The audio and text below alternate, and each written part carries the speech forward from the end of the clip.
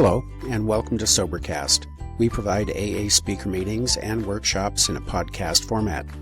We are an ad-free podcast, and if you enjoy listening, please help us be self-supporting by visiting Sobercast.com, look for the donate link, and drop $1 or $2 into the virtual basket. Also, if you're a member of NA or have friends that are, please tell them about our other podcast, NApod. NApod features NA speakers and workshops in the same format as Sobercast. We upload a new speaker every day, and it's easy to subscribe by searching for NApod, N-A-P-O-D, all one word, on any podcast player app, or go to napod.xyz if you'd like to listen online. Hope you enjoy the podcast and have a great day.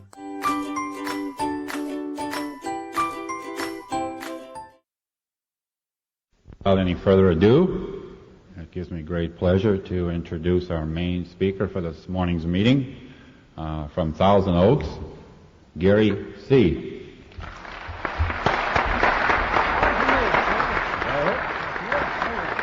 Temporarily. Hi, good morning. I'm Gary. I'm an alcoholic addict. Hi, Gary. And it's a pleasure to be here. I want to thank you all for asking me, give me a chance to get up here and work my program. I have two what it was like, two what happened, and one what it's like now. That's not because I slipped. That's because I am a monument to Irish, Welsh, arrogance, stupidity, pride, and self-will run riot, in that I quit drinking some 27 years ago for the wrong reasons. I quit because my wife and my son wanted me to, but I didn't need any program. You know, I was a tough guy. I was going to do it on my own. So I went on a white-knuckle dry drunk for the next 19 years. And that takes a lot of stupidity to do that, folks. Let me tell you. And I'm here to tell you today that the disease is called alcoholism. And the ism part of the disease kicked my butt for 19 years after I had stopped all the alcohol. So this isn't just about stopping drinking. You stop drinking, then you have to face your real problem, which is you and living with you. I identify as an alcoholic for two reasons. Number one, my mother was an alcoholic, and as we know, this disease is hereditary. And number two, because as far back as I've been able to go in my mind and uncover and discover and discard, I can't recall a time, no matter how small I was, when the four horsemen of the alcoholic weren't riding my shoulders. And that's terror, bewilderment, anxiety, and despair.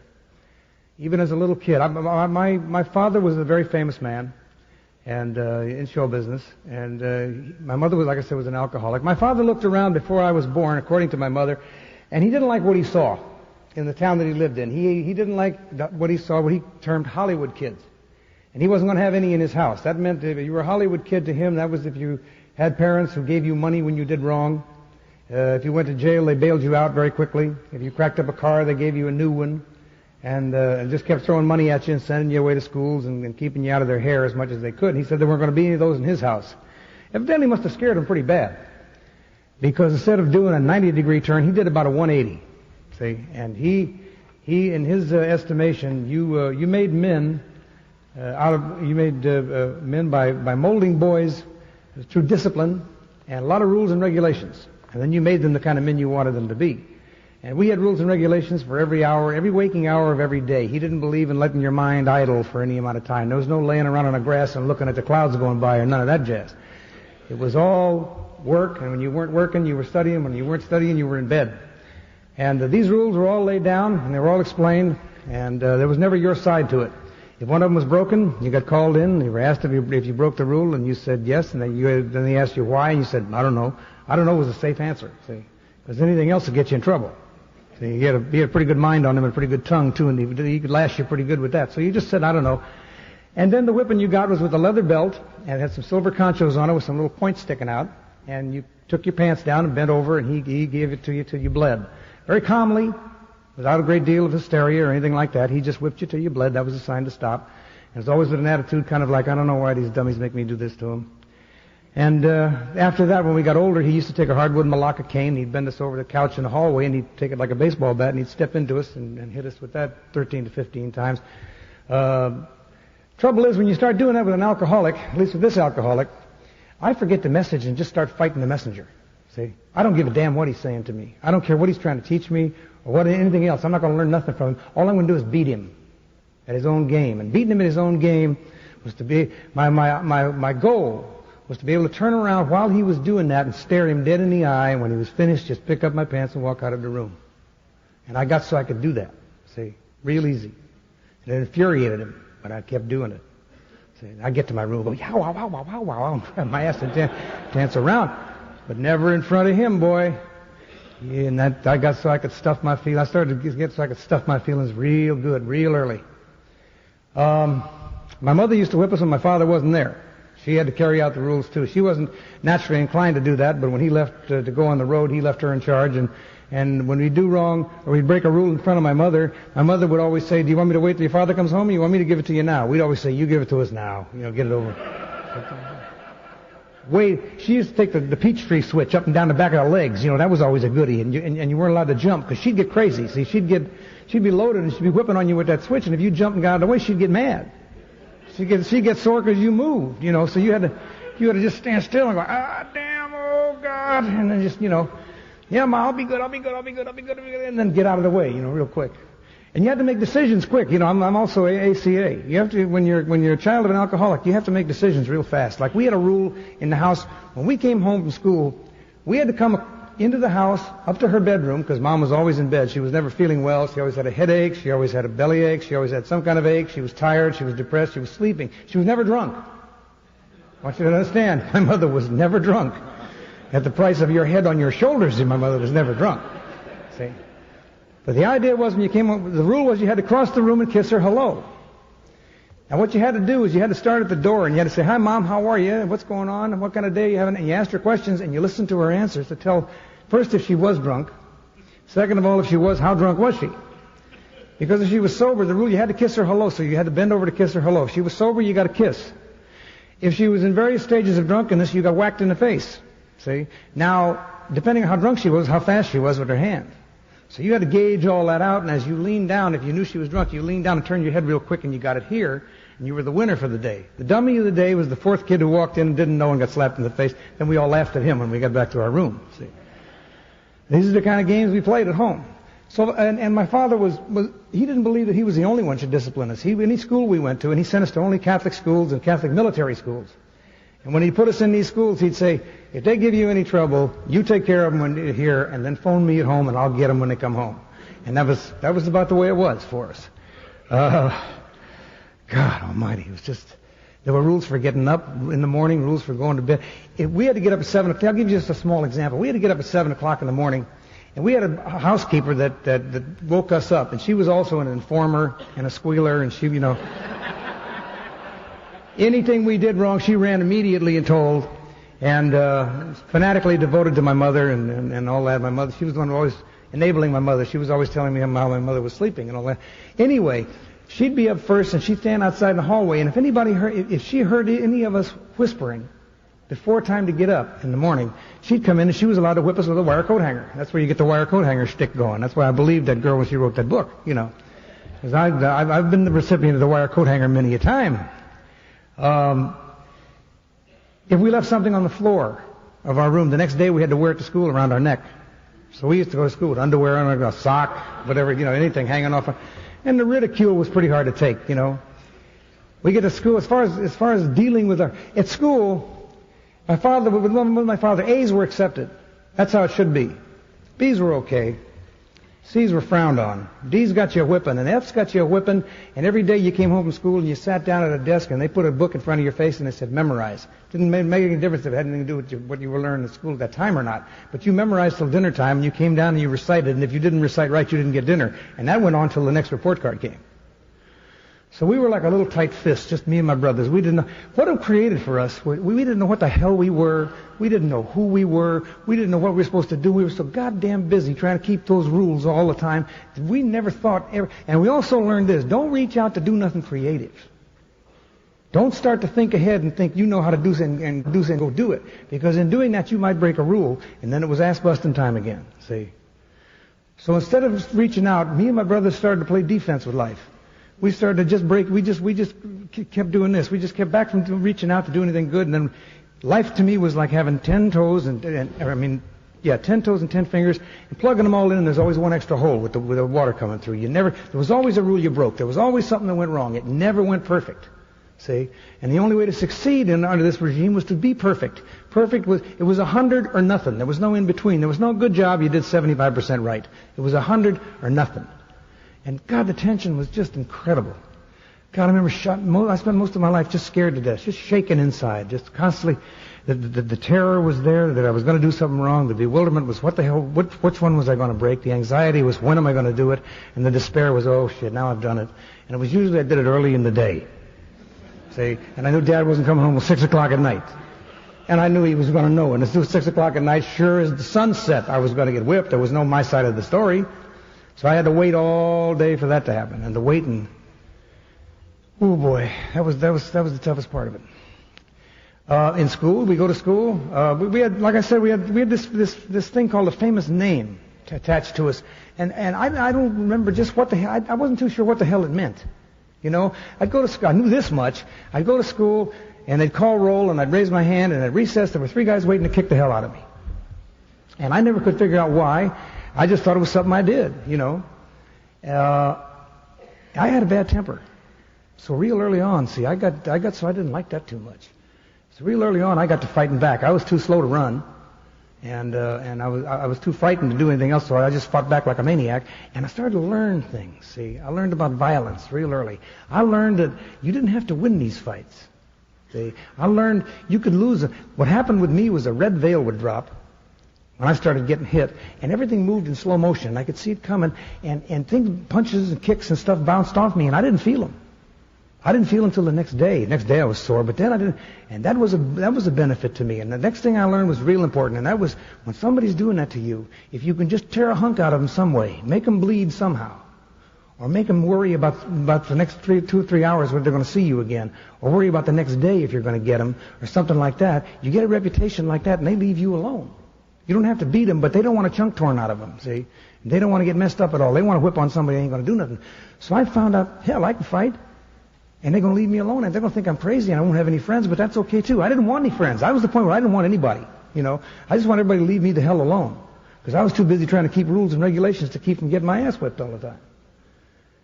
Also, I had an extra thing that I got it for that my 3 brothers didn't get it for, and that's, if you'll notice, if you haven't already, as I leave the room today, if you look at my south end, I have a rather wide posterior. And that aggravated the hell out of my father for some reason. He had one himself. And he was afraid I was going to be what he called a fat kid. So he picked a weight out of midair, and he said, you're going to weigh this every Tuesday night or else I'm going to whip you. So every Tuesday night I had to climb on the scale, and if I was this much over, I got a whipping. If I was this much under, he'd look at me and say, safe again. And then tremendous relief would take over. And for 3 days I'd sneak all the food in the house I could find. You know, I'd be raiding the larder and all. You know those 5-pound box of See's candy? I got so I could steal 5 or 10 pieces out of that thing, you'd never know they were gone. I'd spread the papers out under the ones that were still there, you know, move them all around. Beautiful. And I didn't even trust my brothers, man. I'd take that stuff and put it up under my bedpost at night, saying I'd wait till the brother I slept with went to sleep, and then I'd throw the candy down. Well, about Friday, I'd be 7 pounds overweight. Then I'd have to run around and find all the milk and magnesia I could find at school and home and everything else, and I'd take that stuff and I'd run the track and I'd starve till Tuesday, and I'd get on that scale again and be like this, tremendous relief. But they were setting up the binge purge thing. Now, I was a junkie before I was ever a drunk, because around 10 years old, my old man discovered the diet doctors. And nobody, in his defense, I got to say for him, in this particular case, nobody knew what the hell they were. Everybody thought they were good, you know, and it was perfect for Dad. Dad paid money, I went to the doctor, I got pills from the doctor, I came home, I took the pills, and I was losing weight. Of course, the fact that I was talking about 8 times faster than I used to, and my jaw was always wired like this, and I was always smiling a lot and walking around like this. He thought I was real happy because I was losing weight, you know. What the hell did I know? I just felt wonderful. Everything was just great, you know. And so I was on that before Then I found a thing in school that really was like my out. See, my out. This was my kick out. I found out about sports. Now, I went to Catholic military schools. In the Catholic military schools, they got 11-man football with pads, and they got 9-man baseball teams with uniforms, and they got coaches, and they teach you how to play the game right, and you really learn, and so you're actively in sports in grammar school. And that was good for me. See, I was already a paranoid schizophrenic, And I was a great linebacker and a catcher. Perfect positions for an alcoholic, you know. The whole world's coming down on me from every direction. I don't know where they're coming from, and they're going to kill me. Get ready. You know. So I was perfect for that. But the big thing about sports was, number one, I didn't have to go home until 5 o'clock in the afternoon. And number two, with the anxiety level that was building in my body every day and the fear and the tension, by the time 3 o'clock came around, it was real good and beneficial for me to be able to go put on a uniform of some kind, go out and just kick the hell out of people and have them kick the hell out of me for about 2.5 hours. See? Then I'd go and take a shower, I'd come out, I'd ride home. I'd be euphoric up here. My head would be just fine. It would be peaceful and calm and content, and I would think clearly. My body was tired, which is a good state to be in. And I would get home, and an A day for me when I got home was that my old man was on the road, my mother was already passed out, and that ogre that we had in the house supposed to take care of us was taking care of her. I could sneak downstairs, have dinner, come back up, do my homework, and listen to the radio and go to bed. And that was an A day. That was a big day for me. See? But I wanted out, man. I wanted out from underneath so bad, so bad. And we had another reputation that was going too, and that was because my father was famous as a big family man. So we were always in front of the press as a family all the time. And the image that was created was that we were 4 little cats and jammer kids who just bedeviled him all the time, and he was just a wonderful guy and just took it. See, well, that was a load of shit. But you know, we had to say things to him in scripts and stuff and shows that we did that we never would ever dare utter in our wildest dreams in real life. You know.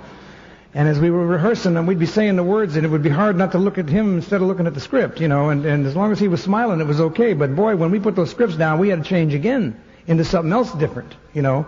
And he'd have the press to the house, and when they'd come to ask us questions, he'd say to them, "What goes on inside this house doesn't go outside this house. You understand?" Or he'd say to us, and we'd say, "Okay." So we'd sit there like 4 little monkeys with those diamond sweaters on like this, you know, and the press would go, "Isn't it wonderful?" And we go, "Oh yes, it's great, it's wonderful." And they said, "But it's terrible." You know, we go, "Oh no, we just read their tones of voice. We didn't know what the hell they said. We could just kind of read their mood, and we just go with whatever it was and get out of the way." And then Dad would put us to work after they left. He'd say, "Back in the trunk." That was his favorite expression, which meant take the good clothes off and put the bad clothes on and go back to the working. Like I say, this sports was an out for me. And I figured out I was going to be a professional athlete. That was my little dream. That was my little alcoholic dream that I put in my head and didn't tell anybody. See, I was going to work toward that. That was going to be my out. And I knew I had to go to a high school where they had a real good football and baseball team. And I had to make a rep for myself because I wasn't going to get any scholarship because everybody knew he had plenty of bread. So I did what I thought I really fooled him. I found a high school in Northern California. It was a Jesuit boarding school. See, in San Jose, California. Now, he was educated by the Jesuits. And for those of you who don't know, the Jesuit priests, when they educate you, they really educate you, and they're disciplinarians. And that was my father's favorite word. So when I picked this school out, he said, "Oh, yeah." He said, "That's wonderful. You go there. That'd be great for you." He thought and inside I'm chuckling because I know I got him fooled. See, I'm going up there for a whole different reason. So I went on up there, and I can never forget the first time we had a meeting as freshmen, and the prefect of discipline stood in front of us, and he was going to tell us when we were allowed off campus. He said, "You're allowed out Friday nights till 10:30, Saturday nights till 11 o'clock, and Sunday afternoons from 1 to 5. And all the freshmen jumped up and down and started screaming, "Nazi ward camp! Oh, geez, it's like San Quentin. It's a jail. Oh, it's terrible." And I did one of these, and I started yelling too the same way. But inside, I was jumping for joy. That's more freedom than I ever had in my whole life up until then. The first Friday night out, I went down to the bus stop, down 2 blocks down. I sat down and watched the cars go by till 10:30 and came back. That's all I did, but I wasn't going to miss that freedom. I had no plans, but I wasn't going to be sitting on that campus. I come back at 10:29 and 30 seconds, you know. High school went like I hoped it would. The discipline was there like it was in my life before I got there. The Jesuits, when you go to a Jesuit high school, you will pass everything that they give you. Now, if you start to fail in a course, they will bring you in and they want to know why.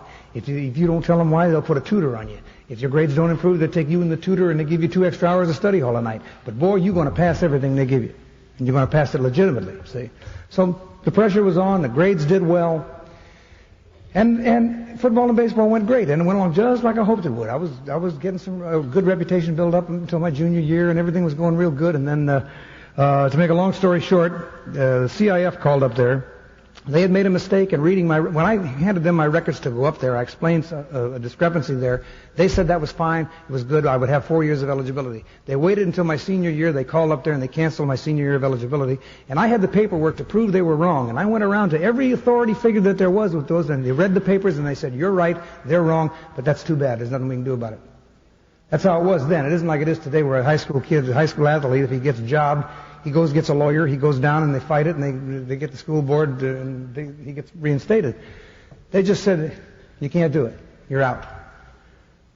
And right then is when my whole life caved in. I was 17 years old. I built this whole dream all by myself in my head, and I hadn't shared it with anybody, and boy, they knocked that out of the saddle. And when they did that, I said to myself, you're a loser. You ain't never going to be nothing in your whole life, and your life's over, man, so forget it. Now, I couldn't start drinking right away because I was still in that high school. I had another year to go. We did a little drinking on the weekends. You know, you get a case of quarts, and then you go to the drive-in, and you sit there and you drink the beer, and the guys from the other school pull up in the car next to you, and you start shooting off your mouths, and you have a big fight, and when the siren rings, you run for the hills. But that was just regular Friday night action. There was nothing special about that, you know. But boy, I'll tell you, when I got out of that school, I went on up to Stanford. My grades were good enough to get to Stanford. When I went on up there, I started drinking with both hands. And when I say, I was a pig. See, I'm not one of those people who knows how to drink socially. I don't know what one drink means. I don't know what let's go out and have a drink. I don't know what the hell that means. I have no idea. I just know to go and just start drinking and just keep drinking. And the more I drink, the thirstier I get, the physically thirstier I get, until I'm just downing them as fast as you can bring them. And I'm drinking with both hands, and I'm drinking hard liquor because beer takes too long. And wine takes too goddamn long. And can't get me where I want to go. And I was taking all that speed so that I very seldom, if ever, passed out. But I spent my whole drinking career in walking blackouts. You know, I just kept going. So I'm a blackout drinker, and there's a whole section of my life that's just gone. Starting about now. See, in college, when I started college. First quarter, I almost went down the drain scholastically because, you go to college and you sign up on the first day, and then they don't care if they see you again till test time. If you don't show up for the test, they fail you. It's that easy. You're out. No one cares. So, man, I had a hell of a time. I was just drinking and fighting and raising hell and still trying to play ball and couldn't do it because I didn't have any senior year and no scholarship, and there were no freshman teams. And about 3 weeks before it was time to go to finals, I was almost out of there. But I had a friend there, a little genius by the name of Malcolm McHenry. We called him the Bug. And the Bug is one of those guys. He come to Stanford. He signed up for the courses, and 2 weeks later he had them all A'd. Didn't have to take it. He knew it all. He was teaching the teachers. He was one of those guys. And he was a good little guy, and he could teach algebra to an ape. So a whole bunch of us got together, and we paid him some money, and he took us in the basement, and we took nothing down there with us but Benzedrine and coffee. And for 2 weeks we stayed down there, and he could jam enough of every course into our heads so we could go in and take the final and come out and get a C minus, a D. But the next day we didn't remember the name of the course or the teacher or who the hell was in it or anything else. But we could do that. So, hey, easier, softer way, man. That's the way I went through college for 3 years. I just kept in touch with the Bug, and I'd go with the Bug every quarter down in the basement, and that's how I was going. I got bored after a while. I didn't get bored, but I got guilty. I'm sitting there taking up space in college. I'm not doing anything. Somebody really wants to study. Should be here and not me. And all I'm doing is drinking and raising hell. And I'd done some show business up to then. Like I said, I worked on my father's radio show, and I'd done some movies and some television. I made a record. It was a double gold-sided record, but my old man always made us work in the summer up in Nevada. So I never knew I had a hit record till I came back, and my mother said, the money's in the bank and go to school. And that was the end of that. And but when I quit college, I came down and I went into show business. And I got an agent, and he said, well, you're a talented man. He says, hell, you do comedy. He says, you can act, you can sing. He says, I don't really know where to start with you. He says, I think I'll start with you in nightclubs. I think we'll make you a nightclub singer. We'll do clubs. I said, that's great. We'll do clubs. Well, putting an alcoholic speed freak like me to work in a nightclub, it's like turning a kid loose in the candy store and giving him the keys and going home. See? Because in every club I ever worked in, from the day you get there, the first day of rehearsal till the day you leave, in your dressing room is a card table upon which sits bottles of booze, every kind of booze known to mankind, and a little cup of ice and 6 little glasses. And every time you empty a bottle and put it down, there's a full one there, and you don't pay for any of it. Well, here I am now. I'm working in clubs. I'm an alcoholic and I'm a speed freak. I've got all the ism going for me. I have to be perfect or nothing. Inside, I'm convinced that I have no talent and no looks and no ability and no brains, and I'm mean and I'm ornery, and I'm never going to get anywhere. All I got's a last name, and the minute people find out that that's all I got, they're going to hate me and kick me out. And I have to do every show perfect or nothing. If I don't do it perfect, So I'm setting myself up with this every night. Every night. Now I realize what I was doing to myself. Then I didn't. I'm setting myself up to be perfect, knowing inside that I can't be perfect. So therefore I'm a failure before I ever get out there. Sure enough, every night. I started out, I had to have 2 or 3 drinks to get out there the first show. When I finished, it took a bottle to get me out there, and then it wasn't any use getting out there, What would happen was I'd go out, I'd do an hour and 15 minutes of music and comedy. And if I hit one bad note, that's all I heard. When I came off, people said, great show. And I said, you're a liar. I'd go in the dressing room, I'd slam the door, I'd grab the vodka bottle, knock the top in the corner, and just drink and call myself names until the second show started. Second show would come, I'd go out there, now I'm really in the bag, and I'd blow 2 or 3 places. Now I'd come back, sit down again in the dressing room, drink until the guy that was cleaning up would come in there, so you got to get out now. I'd go to the nearest after hours club, whatever town I was in, stay there till noon. Then I'd go back to the hotel and lay down till 4 or 5 in the afternoon, rake around my eyes and get up and, 2 drinks down, throw them up, third one stays, then I'd go to work, cup of coffee and pour a little brandy in the coffee and then go out for the first show. And that's how I was living my life, And I'm trying to pretend like I've got an ego as big as this building because that's what you need in this business that I'm in. You have to convince everybody you're the greatest. And inside I'm feeling like an empty shell. I'm feeling like I'm the worst, I'm the lowest. I'm comparing my insides with everybody else's outsides and I'm winding up in last place all the time. When I wasn't working clubs, I was coming in doing television shows and movies and stuff, and I would goof up. I'd get drunk the night before. I'd keep walking because of the speed. 7 o'clock in the morning, I was supposed to be at work. I'd still be drinking. So I'd miss 2 days.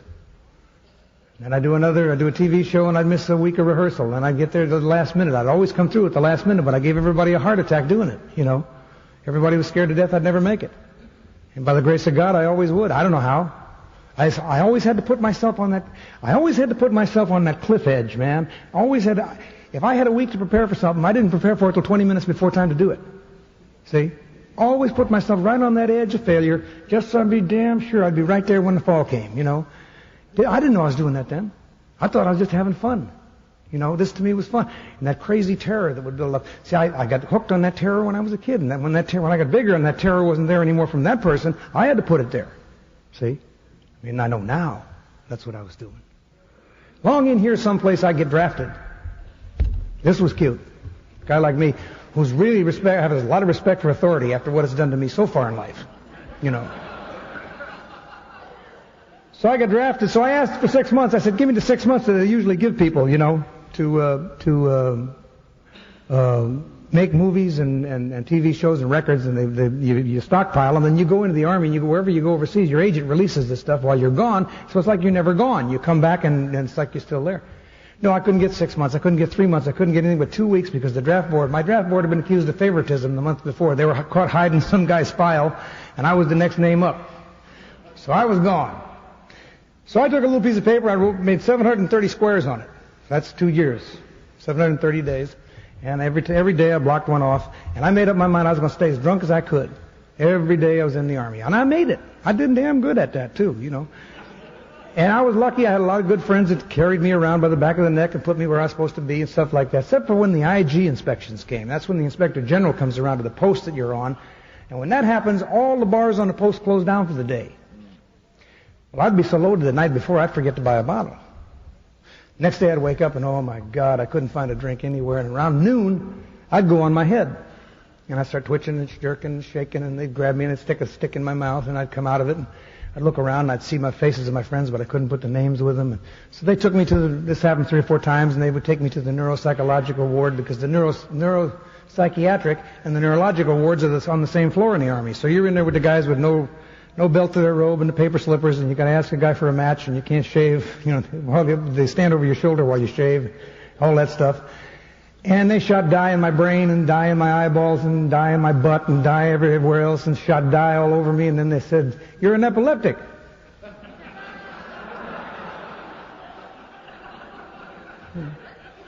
I said, "Does that mean I have to do any bad time?" They said, "No." I said, "Okay, I'll be an epileptic, but it's okay by me as long as you guys keep counting them days off. That's all I know." I said, "What do I have to do?" They said, "Well, you can't drive, and here's some prescription for you for Dilantin and phenobarbital." Yeah, see, but that wasn't my stroke. I didn't like that stuff. I was booze and speed. I wanted to walk through walls and, climb mountains, go straight up in the air and turn left. I didn't want to, They say, hey, baby, that's cool stuff. That wasn't for me, man. I felt, when I tried marijuana, and when I tried that, I kept feeling like somebody's going to poleaxe me from behind. I thought sure I was going to miss everything. I missed it. I was getting relaxed and cool. When I was getting relaxed, I couldn't shit. Oh, God, what am I going to do now? Somebody will ask me a question and I won't know the answer. Shit, So I hated that stuff. I didn't want to go near any of that. I'd take all the speed you could give me. Anyway, I did 2 years in the Army. I come out and, I went to the doctor. I was going to go back in. I'm going back into showbiz. And so I go to the doctor for a checkup, and I tell him, he asked for what I'm taking. I went and tell him all the medication, all the speed I'm taking, and he turned white. And he asked me how much I drank, and I told him that, and he turned whiter still. And I said, by the way, I'm an epileptic. He says, you're a what? I said, I'm an epileptic. And he says, who told you that? I said, the Army doctors. He said, He said, to tell you what, let me give you a physical here, and you come back in a week, and we'll talk about this. So he took some blood and tapped around and did all that stuff, and then I come back in a week, and he said, you're no epileptic. He said, you're a drunk, is what you are. This is a whole different thing. You're a drunk. I said, well, if you think I'm paying you for that, you're crazy. I said, I knew that. I said, you better give me some new information if you want any money, because I know all that already. I know I was an alcoholic. All my life people were saying, you're an alcoholic. I said, that's right. And they said, well, don't you want to change? I said, give me a double. And they'd say, why did you do that? I said, because I want to have to listen to your shit. I want to be drunk while I'm doing it. Please.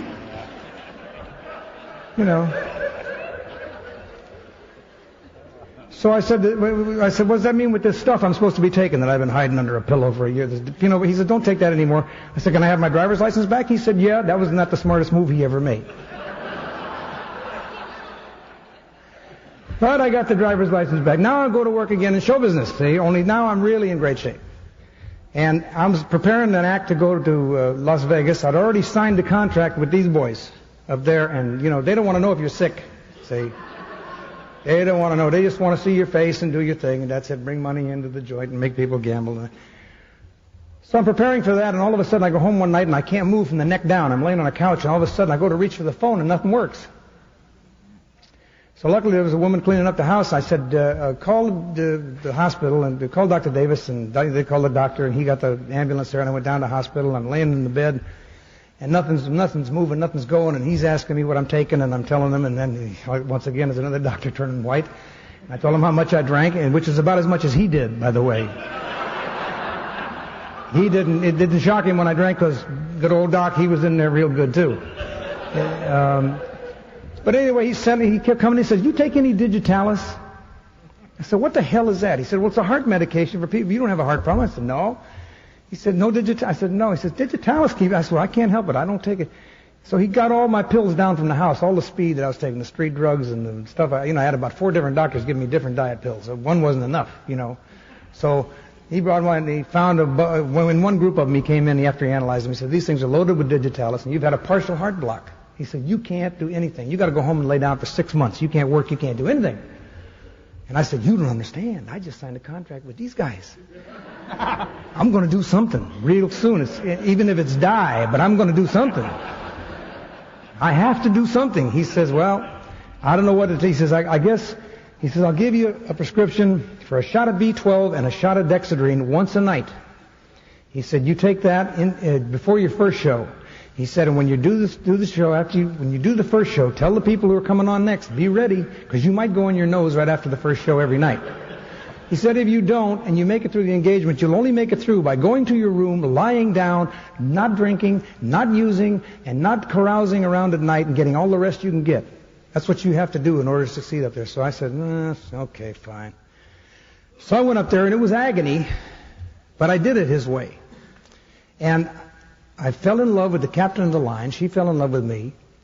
This is making a long story short, and eventually we got married. And we moved down to L.A. She had a 5-year-old son in New York with her mother. He came out. I adopted him. Now I'm sitting here with a wife, a brand new wife, and a son, 5 years old, that I've adopted, and neither one of them knows that I drink. See? 'Cause that's the only time they knew me was when I was under this doctor's care. Now we get married, and the doctor says, you're okay. And the next 11 months was not the happiest in her life. Because I went right back to my pattern. You know, my pattern was to drink. I drank. I had one with you one night, 2 the next, 14 the next, 6 the next, none the next. But within a 30-day period, there would be 3 days and 3 nights where I was gone. See, gone. And I never knew when that was coming. There was no like, I'm going to go out and do this.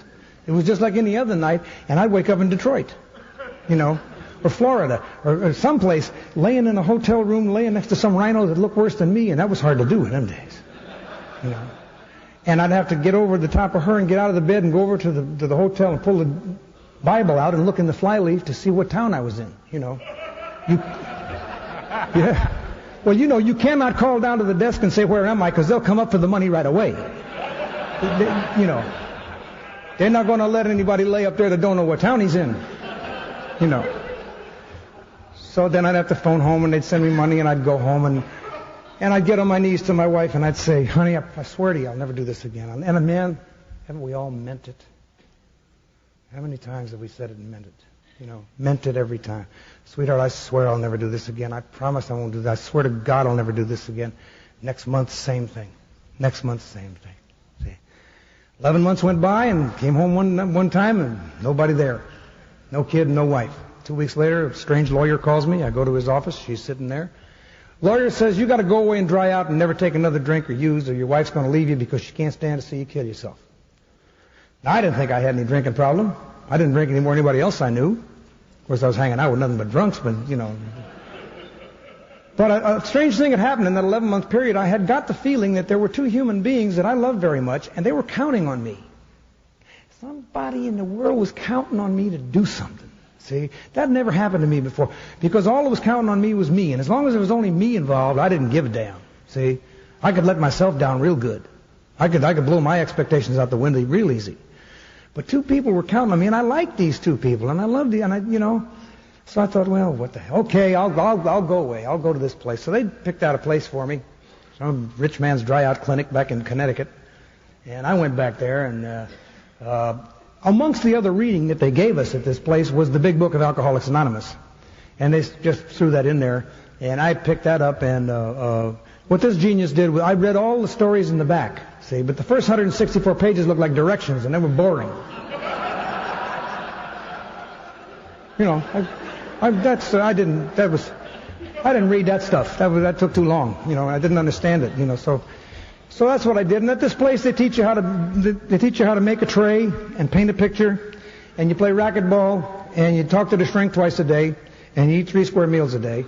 And then on the weekends, everybody goes in town and gets drunk. Okay. Everybody except me. I'm playing it by the numbers, and I'm looking around. Saturday comes, I can't find nobody to talk to. And Monday morning comes, here they all are back looking like they've been rode hard and put away wet. And they start week 1. See, and I'm now on about week 5. So I asked the shrink once, I said, what the hell is going on here? He says, well, they go in town and I said, but anyway, this is a voluntary locker. You're supposed to stay here. He says, yeah, I know, but they don't, so they have to start week 1 again. I said, let me be the vice president of this place. You guys got a great racket going here. They pay again, too? He says, yes. Oh, this is lovely. I said, how you get out of here? He said, you get drunk. I said, I can do that. So the next Saturday, I went downtown. I bought a big quart of vodka over the bar, loud voice in front of God and everybody in this little town, so I make sure the word got back. I went to the gardener's place, and I got ripped for 2 days. I walked back in Monday. I said, I got drunk. They said, you're gone. I said, so long. I left there, and I went home, and I walked through the front door, and I looked at my wife, and I said, well, I got drunk. I got kicked out of there. I said, but I'll tell you what. I said, I'm going to make you a promise for the last time. I said, I'm never going to drink or use again. And she looked at me and went, yeah. Well, that became the first point on my agenda. See, was to get rid of that look on her face. Now starts the 19-year dry drunk.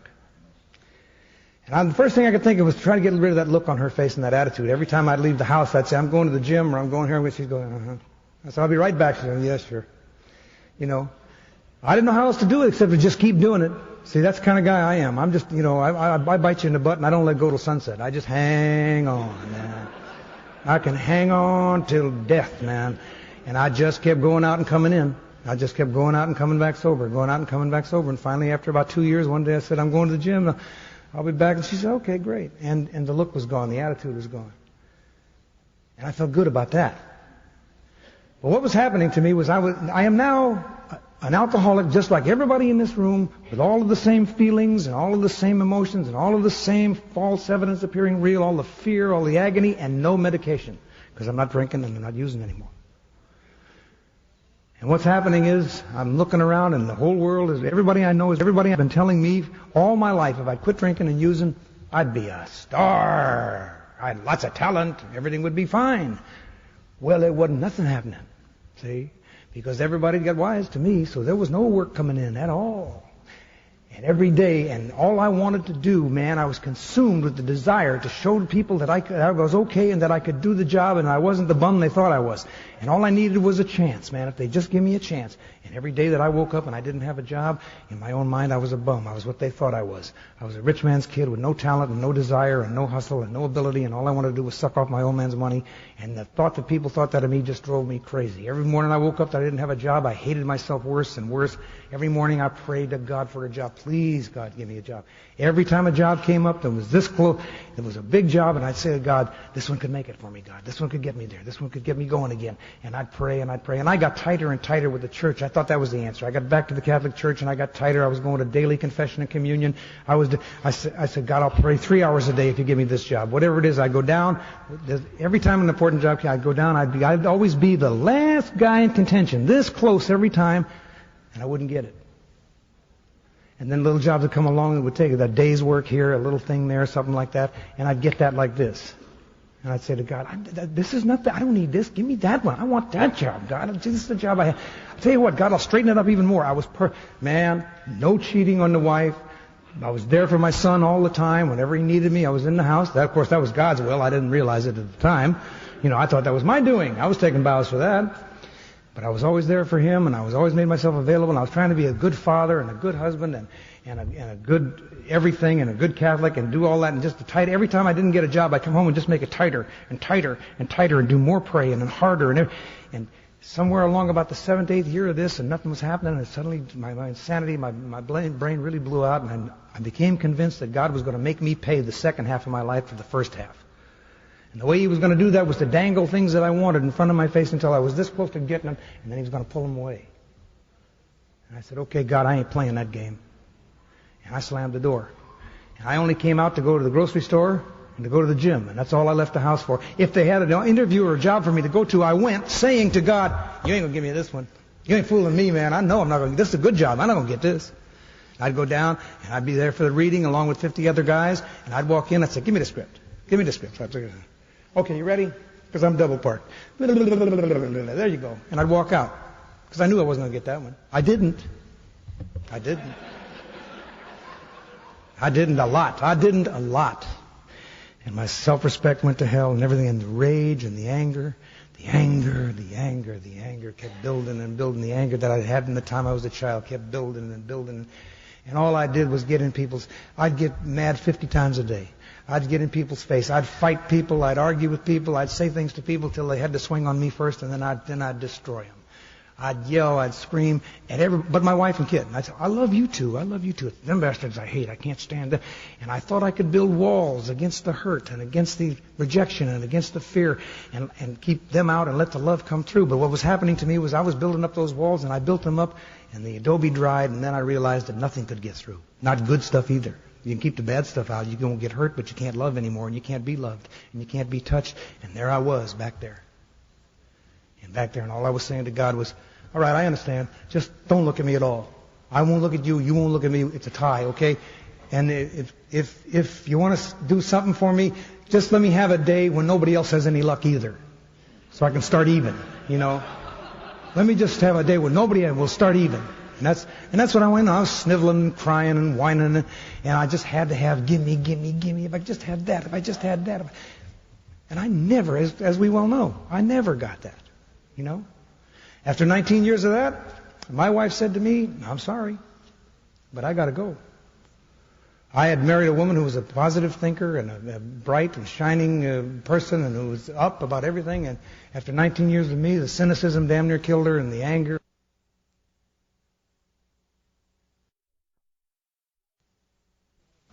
But I got to go.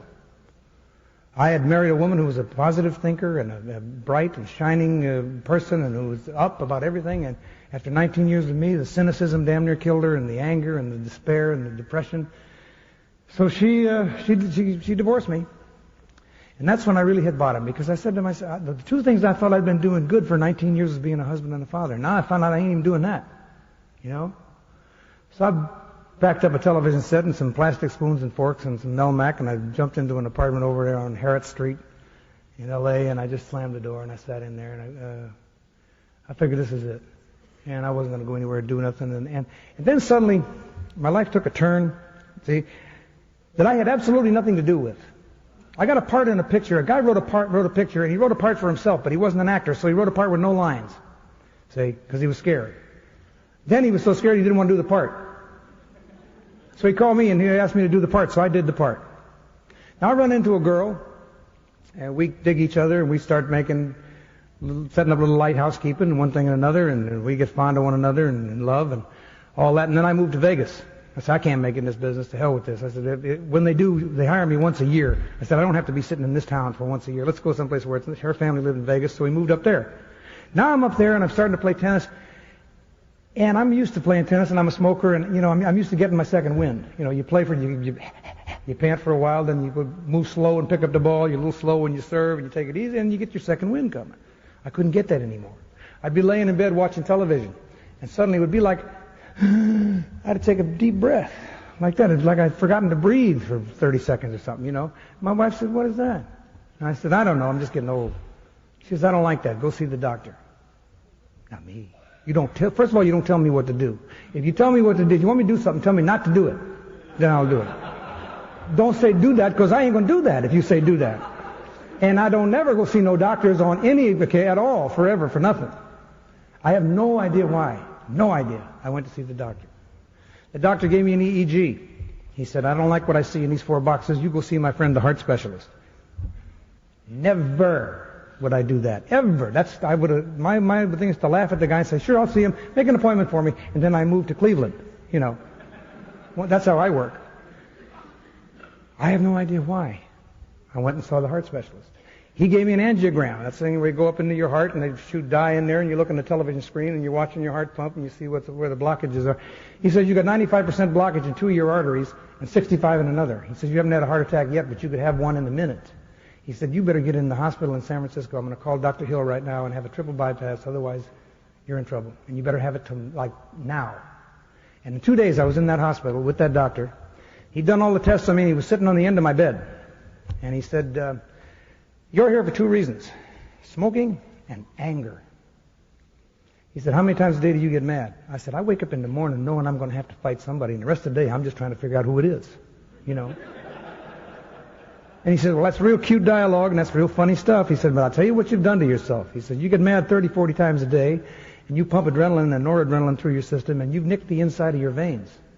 When that happens, the little cholesterol that you do have falls in there, and you have the same problem as a guy with a high cholesterol count. He said, now I'm going to do a triple bypass on you. I'm going to take a vein out of your leg, and I'm going to replace those veins around there. But I'm going to tell you one thing. And he wasn't on the program, folks. He said, if you don't alter your attitudes, you're going to be dead in 3 years anyway. He says, the anger will kill you. You can't go on like this. You can't.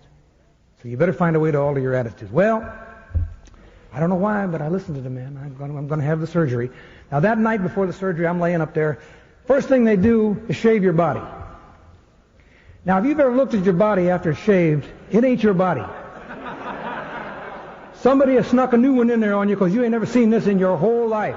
This don't look, there's nothing here familiar at all. This is not. And then you have to take 2 showers with that stuff called betadine, which is a brown-yellow iodine soap, and it stains you. It doesn't come off. You bathe with it. So the effect you get around 3 in the morning is you're laying there looking at yourself, and you look like a barbecue chicken. Okay. Now, having the ego of an alcoholic, I am in this position, smoking my last 20 cigarettes of my life. And at the same time, I am making a deal with God. A barbecue chicken is making a deal with God. So I'll tell you what. See, one more time. I'll tell you how I'm going to do this. You get me through this operation, And then I'll go see about the Beatitudes with the altering, whatever that was that he talked about. I don't, Well, I'll go do that. If you get me through the operation, and it don't hurt too much. Yeah. Okay. Well, I come through the operation, now I'm stuck. I got to go do something about altering my attitudes, which I don't know what the hell that means. My attitude is fine. It's you that stink. I'm fine. If you would just act right, I would be fine. I have to stay mad at you because you're all such idiots. See? So, once more, God steps into my life. I come down. There's a guy named Bill Rader who runs the alcohol world down south there in L.A.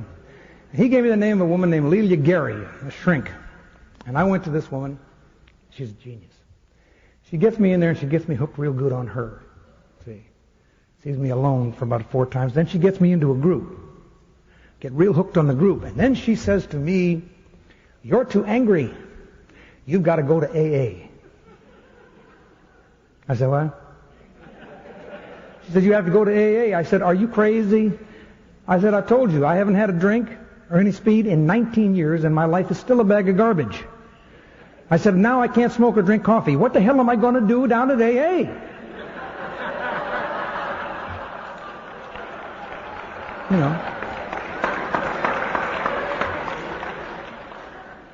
I said, what am I going to learn? What am I going to learn down there? And she says, "I can't tell you. You've got to go find out." I said, No. I said, "I've been with you. I've been to shrinks since I was 18. 8 million shrinks." I said, "That's shrink talk. I know that." I said, "I know how that works." I said, "Here's how it's going to be. One more time. Here's how it's going to be. You tell me what I'm going to learn down there at AA, and then I'll if I like what I hear, I'll go." See? And she says, "It don't work that way, Gary." I said, "How does it work?" She says, "Well, I tell you." She says, "If you don't go to AA, you can't come back here anymore." That is automatic for a guy like me. Go to hell and I'm gone. I'm gone. Who needs you? What do you mean? You're going to tell me what to do? Get out of my face. I have no idea why. No idea why. I did what she said. Now, in the 19-year dry drunk that I was on before I got to her, the ego sometimes just boggles my mind. Because I had a famous last name, people were calling me to give talks about not being a drunk anymore. And I went to youth groups, and I went to jails, and I talked to guys about not being a drunk anymore. And they'd listen, and then they'd say, "How are you staying sober?" I said, "Don't do it my way." I said, "The only reason I'm sober is because there's about 15 people in the hiring and firing department of my business that are just waiting for me to fall on my ass so they can say, 'See, I told you so,' and I ain't never going to give them the satisfaction." See? But don't do it my way, because go to AA. AA knows they'll cure you, they'll help you, they'll fix you, they'll do all. You go there. I must have sent 2,500 people to AA in 19 years. See, everybody but me.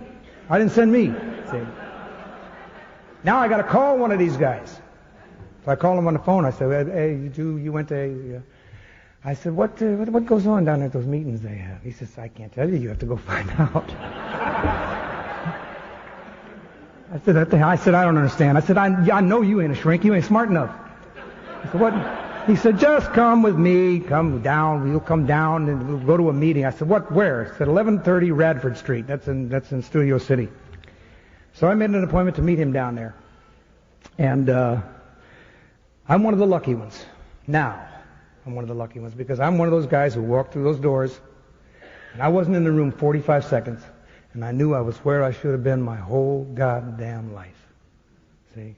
I just knew it. That feeling comes over you. For anybody out there who's experienced it that way, that's how it happens. You just know. There's a feeling that and I'll never forget that first meeting. I don't care how, because, I was real hinky and real uptight and real, it was a spooky situation. I only knew one guy and going down there and suddenly that feeling came over me. And I felt, this really going to sound corny, but I felt loved. I felt non-threatened. All my life I felt threatened in front of people. I felt non-threatened. And I sat down, I got a cup of coffee, and I sat down with some guys, and we sat there. We talked for half an hour, then the meeting started, and all of a sudden I'm listening to people and God, it was a perfect day for me, because God had it set up. Everybody that stood up told part of my story that I had hidden in the closet that I didn't want anybody to know about. And they'd get up and say the same feelings and the same actions and everything, and everybody in the audience would laugh. And I think, Jesus, these people don't even think this much about it, and I'm hiding it in the closet going crazy for somebody will find out I think that way, or I act that way, or I act that way. And I thought, my God, how long has this been going on that I didn't know about? Jesus, what's the matter with me, you know? And God, I was just absolutely enthralled by the meeting. And after the meeting, we went out and we had lunch and we had coffee, and then I said goodbye, and I went. I knew I was into something good. See, I'm no rocket scientist. You probably can tell by now. But I knew I had a hold of something good. And like I said, I'm that bulldog man. When I get something good, I grab a hold there. I don't let go. And I was back in my house. I took 2 steps into my house. The door shut behind me, and it hit me like a lightning bolt. Something that really sold it to me, and that's this, that all my life, from the time I was this big on, any time I was with 2 or more people that I didn't know, I did a character. A guy comes up and he's a fat Jack Leonard and a Don Rickles type. And that's who I do. And I hide back here and I do him. And I don't care if you like him or hate him or what the hell you want to do with him or fight him or love him or what it is. You just watch him and I'll lay back here and see who I got trouble with. See? And that's how I conducted my life. This guy, I always stuck this guy out here whenever I was around anybody I didn't know. And I was in my house that day and realized that I had spent like 5 hours with a group of people. I knew one guy. Everybody else I didn't know. And this guy had never come up. And I had not consciously tried to keep him from coming up. He just didn't show that day. That's the first day he didn't show in 48 years of my life. So I knew I was into something good. See, I knew I was into something good. And also I was willing. As, you know, I guess because for 19 years, God in His infinite wisdom and mercy let me live my life the way I wanted to. See, everything would go to AA. See, He let me run headlong through every door that was there and bang my head against the brick wall on the other side and bounce off and get up and start for another one. I tried psycho-cybernetics. I tried psychiatry. I tried Maxwell Maltz. I tried the magic power of believing, the magic power of your ass, the magic power of this, the magic power of that, all that stuff. Norman Vincent Peale, church, everything. Everything was to live a happy life, to live some kind of a happy life, to get out of the misery and the hurt and the loneliness and the anger and the fear and the depression I was in, and none of them worked. But He let me go right into every one of them, till finally there was one door left. And when I finally was in the shape, so I was beat to my knees, that's when He showed me that door. I said, okay, now go through here. So I was willing. And I knew I was in amongst a bunch of people. It's the first time I felt like I belonged since I quit playing ball when I was 17. First time I felt like I wasn't on the outside looking in anymore. You know, I wasn't feeling less than. I was feeling a part of. And it was a great feeling. I knew I had something good here. And all these people, I'm thinking to myself, I'm saying, geez, they all feel and walk and talk and act and think the same way you do. For the first time in your life, you're not just a crazy man, you're in with all the crazy men. And they're all living a happy, fairly serene life. They're not drinking and not using, and they always saying it's okay. Whatever happens is okay. So I knew I was into something good. So I thought to myself, I'm going to do what they say. See, because I heard somebody say, you know, your best thinking got you to the outside of this door. In 48 years of your life, that's the best you could do. See, so I figured, well, I'll do it their way. Let me see what that's like to just do it. Because I knew I wasn't a human being. I knew I didn't know nothing about loving or living or being a human being or a friend or anything. See, just a wise guy. That's all I knew how to be. And a drunk and a barroom brawler. And that's all I knew. And I didn't want that anymore. I wanted what you guys had. See. So I said, if it's get naked and sit on the flagpole and hum "Come to Jesus," I'm going to do whatever they tell me to do in there. See? You know, because I'm saying to myself, whatever it is, it's going to sound crazy. See, because what sounds good to me is nuts. So whatever they say is going to be good and sound crazy. Does that make sense to anybody in here? You know, I just kind of reversed it. I said, okay, I'll do that, whatever that is they say. See. So I started talking, and there was some, thank God, and once again, you know, God always works through people, and there was plenty of old timers around. And I learned things. See, I've learned a lot. I've learned so much. I could take another 5 hours just to get on what I learned in the first year, because I was a sponge, man. I sucked it up as quick as they could give it to me, because I needed all. My biggest fear of my entire life is, I'm sure, is the same with you. Our biggest fear is trying to live life without knowing how. See, that's what scares me worse than anything. And I got on this program and I started to learn how. The first thing I learned was I had a disease. See, it had nothing to do with me being a good boy, a bad boy, a weak boy, a strong boy. A nice boy, a bad boy, it did nothing. It had nothing to do with that. Immoral, nothing. I have a disease. See, it's a killer disease. See, it's like diabetes. It's like cancer. But yet, those people with diabetes and cancer would love to have what I've got the opportunity to have here now. See, because I've got a place that I can go and a program that I can work. And if I just do the simple things that they ask me to do there and go to that place as many times a week as I can, a truck is going to hit me and kill me before my disease does. Now, somebody with cancer or diabetes, it's sure like a shot like that. So I'm into something really good here. So I've learned I have a disease, and it's physical, and it's mental, it's emotional, and it's spiritual. You know? And I learned that there's a place called Alcoholics Anonymous that you go to as many times a week as you can, and you go to what they call meetings. And you go to meetings, and the meetings are like a spiritual smorgasbord. It's laid out for you every day, participation meetings especially. You go to the meetings, and people get up and they share, and you like this, and you like some of that, and you take that with you that day, and that I don't need that, and this doesn't sound good, so you leave that day, and you take a little of this, and you leave a little of that, and the next day you come back, and the things that didn't sound good today, so you take them, and you put the other things back, and you know, you come every day, or every day you can, and you get what you need spiritually to keep you from drinking and using one day at a time. If it's just maybe to come in the meeting house and make contact and say, hi, I'm an alcoholic. Hi, how are you? Good to see you. And you see the friends you know and you shake their hand. If you can get that much that day, that's the sustenance that we need that keeps the disease that we have from annihilating us. And I learned that the incurable part of my disease is that this will never go away. This thing is broken. This thing's bad tapes were put in here a long time ago, see? And this thing works like, I'm going to kill you.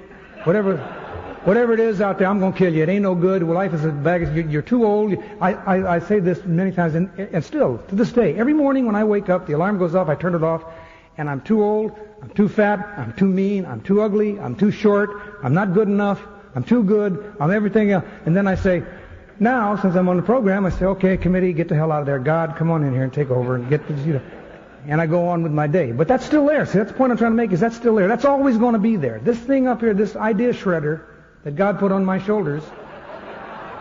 Oh yeah. Yeah, give me any good idea. I can put it in here and leave me alone in the room for an hour and it'll come out shit. There ain't no two ways about it. Oh yeah. Yeah. But I learned that about me. So now I don't count on this. When this tells me don't go to meetings, I go. When this says you don't need a meeting, I go. When this says those people are too good for you, you're not good enough to go to a meeting, I go. I go when it don't say nothing, I go. See? I don't listen to this anymore. This is broken. It doesn't work for me. Doesn't work. I got into the program, when I got into the program, I hadn't had a drink or a pill in 19 years. I was there to deal with the ism and the anger that was killing me. And when I got to dealing with the anger, the old-timers told me the things like, you can't afford resentments, you're an alcoholic, resentments is the biggest killer of alcoholics in the world. When somebody makes you angry, you got to pray for them, you got to let it go, you got to release it. They're telling me all these things, and I said, wait a minute. You guys don't understand about my anger. I said, I'd be talking with somebody, and we're having a nice talk, and we're laughing and joking and something. Somebody says something from over here, and before, there's just a violent shot that goes up my spine and explodes in my brain, and I got him like this, and I'm hammering as I'm screaming, don't do that, I'm doing it. I said, I don't have this long to think about what you guys are telling me to think about, as far as anger goes. One old guy says, well, dummy, why don't you just pray to God for the instant you need to think the stuff that we're telling you to think? And he says, don't wait around for the fight to start before you pray to God. Pray to God in your morning prayers and your evening prayers, and pray for the instant you need in order to use the program to keep you from doing the things that you used to do. So I did that. I started doing that. I've done that every day for 7 years. I haven't hit anybody. Nobody's hit me in 7 years. See? I ain't saying I don't get angry. There's times when I get angry. But the funny thing is now, when I get angry, I hear it start, and the minute I hear that note in my voice, the program kicks in. But you don't have to do that if you don't want to anymore. See, just like you don't have to drink and use if you don't want to anymore. Why are you going to give up 15 seconds of your life for this guy? What are you angry about? And with the anger, I've also learned that all of my anger, and this is the most important thing for me to be able to say to you folks now, I found every time I do this, another layer of anger goes away. I am afraid. I am scared to death of life, of living, of reality, of people, and I always have been. And I was never allowed to admit it. See, I'm a boy child. Man child doesn't say to his mama, his brother, his sister, his cousin, his daddy, his girlfriend, his best friend, nobody. He don't tell him he's scared. You don't do that. See, it's not okay to be scared if you're a man. You're man. It's okay to be mad, though. It's okay to be angry. I can be pissed off. I can want to kill you. I can want to rip your throat out. I can want to destroy you. I can want to run a car into a building. I can want to do... But don't be scared. Well, now I am scared. And I'm admitting it. And the more I admit that I'm frightened to death, the better, the less anger I have. The more my anger goes away. Now, like I said, I'm no rocket scientist. I don't know why it works that way, but it does. See? So every time I can get up here and say, folks, I'm scared, and I'm still scared. But they also taught me on this program how to deal with fear. They also taught me that it's false evidence appearing real. That this thing makes me scared. See, this thing, when I'm scared, this thing's working again. Because this thing is telling me it's projecting doom from the minute from now into the future. Whatever's in the future for me is going to go in the toilet. That's why I'm scared. Whenever I'm scared, what am I afraid of? What am I afraid he's going to take away from me? What am I afraid I'm not going to get from him? That always works. It's always somewhere in there. It's always somewhere in there. And the last thing that they taught me is that if I'm working the third step, what the hell have I got to be afraid of? Fear is non-existent if you're working the third step. If you have turned your will and your life over to the care of God, an infinite being who loves you infinitely and only wants the best for you, then the only thing you're afraid of is that what you're looking at is not what you want. And he who can see the future has to take you through there in order to get you there. And you can't see the future, so you're looking here going, no, I don't want that. I'm scared of that. See? So if you really believe in the third step, then you ain't got no business being afraid, boy. See? And I started to think about that, and I said, yeah, I guess so. The third step was one of the most important things I learned on this program, was that when I learned that I could take see, I always thought I was in charge. See? And that made a mess of my life. See? And all that time when I was saying, I want God, give me this. You know, an old timer said to me, I was explaining that one day, and an old timer said to me, did it ever occur to you to look in the other hand and see what you got? Never. And suddenly I started to look over here, and I started to see, I didn't get nothing I wanted, but I've got everything I need. I've got only change out in the outside. My life is still the same as far as the career goes and the money goes and all that. That's still in the dumper, and I don't care anymore. That's not important anymore. That's the big change. The only thing that's changed outside is that I've got a wife now who's on the program. She's a wonderful woman. She's got as much time as I do. She's got 3 daughters from a former marriage, and I've inherited them. And it's like being married to a walking big book. You know. Yeah. I can't get away with my shit anymore. You know, every time I start to get angry, I'm looking into a pair of eyes that's saying, I wonder when this idiot is going to realize he's got a program he can work. He don't have to do that yelling and hollering anymore, you know. So that shoots me down, see. I've got her, and but that third one, when I could put God in charge of my life, and now that I can do that, and stay the hell out of my results, and my sponsor told me, he said, you put your life in God's hands. Now, you're a singer and an actor. If tomorrow God wants you to be a plumber, here's the kind of trust I want you to develop. If God wants you to be a plumber tomorrow, you give up singing and acting with a song in your heart, and you go be a plumber humming a tune, because you know that if that's what God wants for you, you're going to be the happiest goddamn plumber in town, and it's going to be the best thing for you, and what you want don't matter anyway. So I'm working on developing that kind of trust.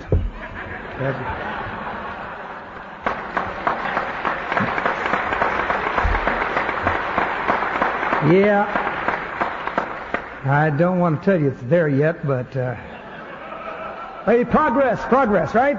No perfection, progress. Well, I'm working, I'm getting there, one day at a time, one step at a time.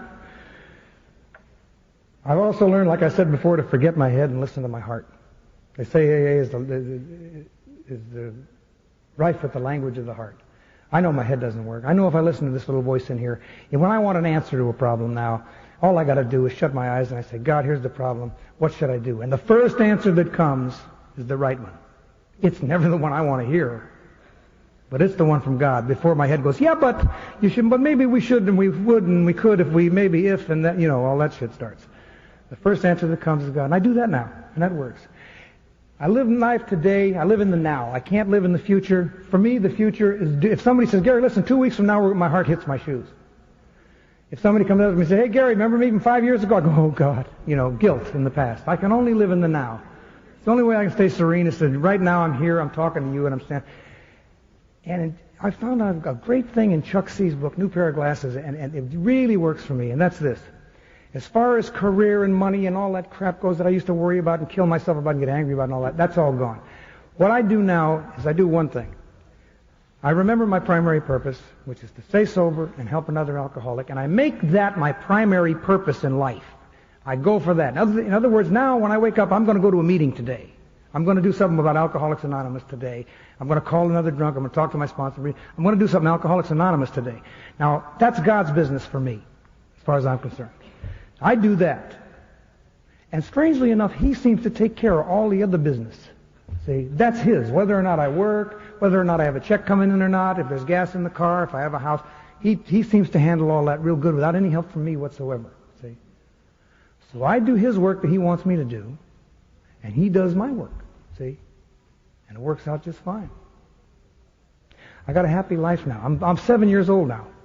See? Because I don't know anything. I don't count any part of living before I got here because, once again, only since I've been here have I started to live life and know and understand how. You know? I understand that I'm an alcoholic, and I always will be. I understand that my life is here in these rooms with you people. This will keep me alive. This will keep me going. My self-worth has improved 1,000% since I came on this program. Only by being of service. Only by doing the little things that they told me to do. Picking up cups, cleaning ashtrays, cleaning up after meetings, setting up meetings, being secretaries, talking, speaking, doing whatever I can do. Sponsoring. I feel better about me now than I ever did when I was on top of the world. When I was on top of the world, inside I was a bag of garbage. Now I feel like I like myself. And because I like myself, I can like you. And I can like God. See? And then God loves me. And then I love myself, and then I love you. Hopefully that's the way it's going to work out.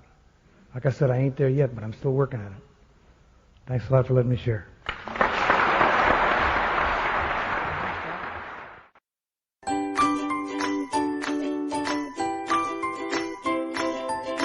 Thanks for listening. I hope you enjoyed the podcast. Sobercast is ad-free, and we'd like your help in order to keep it that way. So if you'd like to help us be self-supporting by pledging $1 or $2 a month, visit Sobercast.com and look for the donate links. Thank you very much.